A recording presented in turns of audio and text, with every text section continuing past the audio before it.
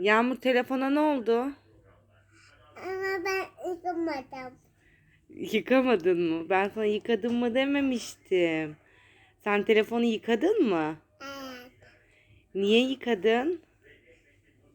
Ben ama bitti. Çok pisse ben silerdim. Sen şimdi neye bakacaksın? Babamın telefonuna. Baban vermezse ne yapacaksın? Babam o kadar uyanır gelir. Verir mi? İyi tamam bari.